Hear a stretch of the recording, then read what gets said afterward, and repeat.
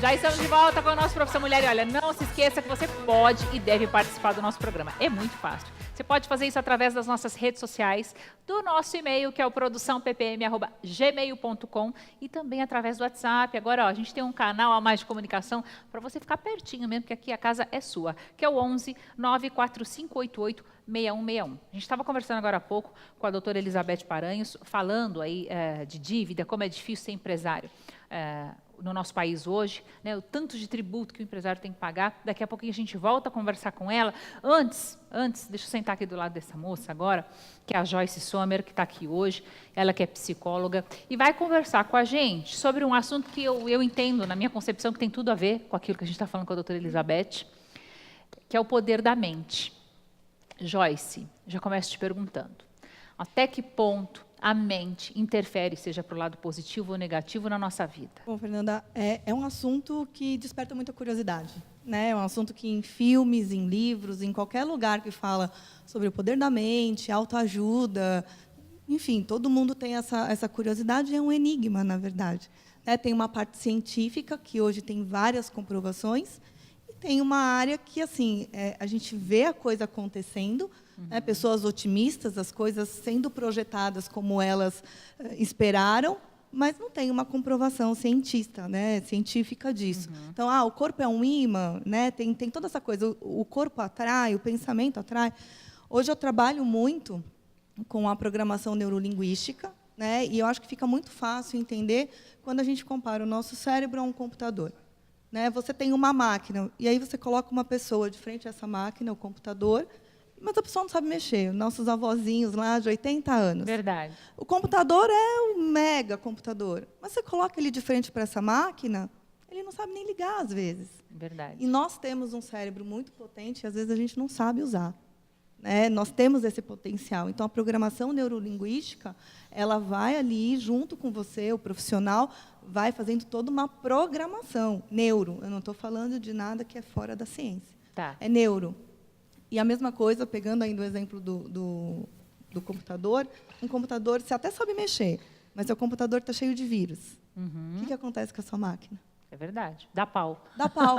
O nosso cérebro também. Né? Que é o pensamento pessimista, que são os nossos medos. Quantas coisas as pessoas não deixam de fazer por medo? E, de repente, quando elas enfrentam, seja uma dívida, né, uma ligação, né, para o amor da vida, um projeto, elas falam, nossa, quanto tempo eu perdi, eu achei que ia ser assim, assim, assim.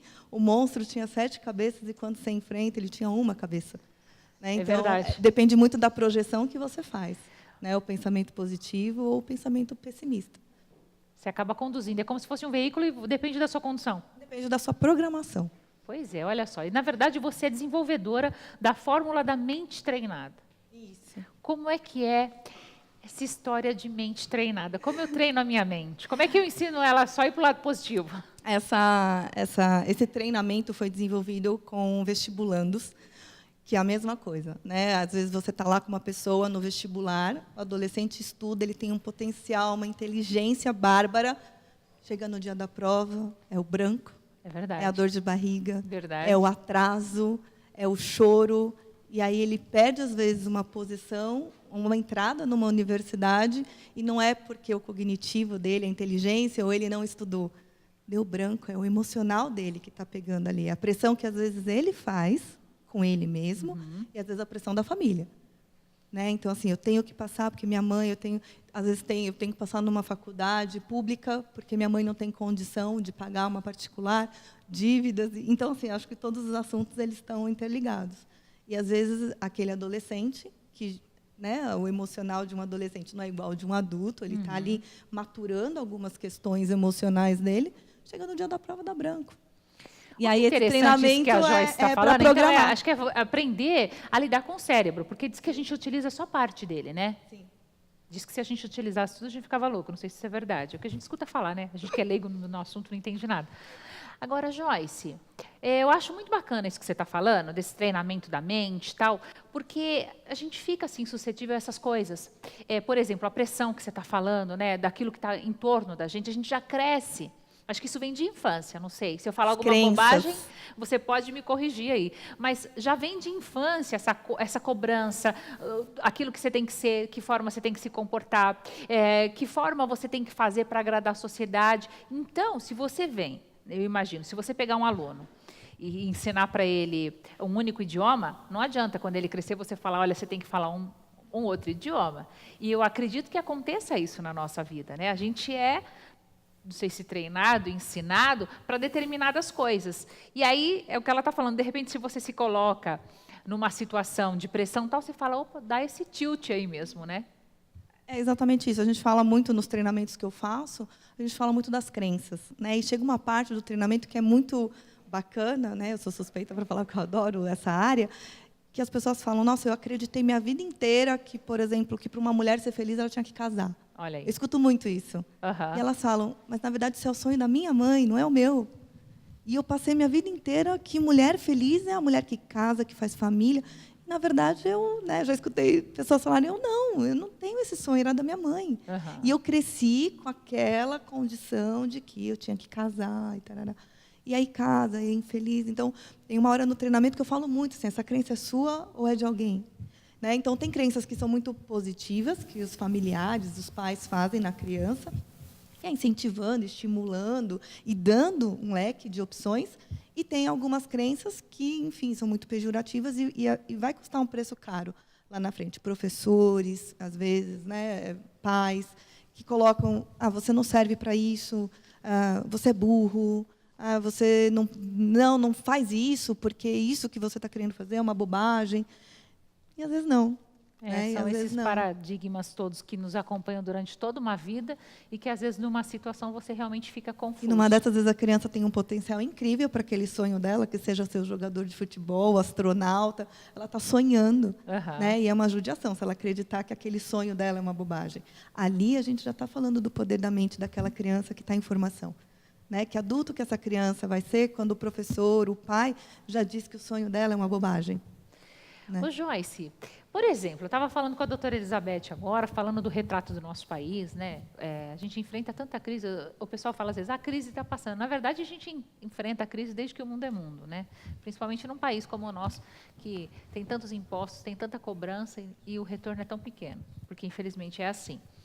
Mas, por exemplo, nesse assunto que a gente estava falando com a doutora Elizabeth, você está enfrentando uma crise realmente, uma crise financeira, uma crise que mexe, eu falo que adoece todo mundo, adoece a família.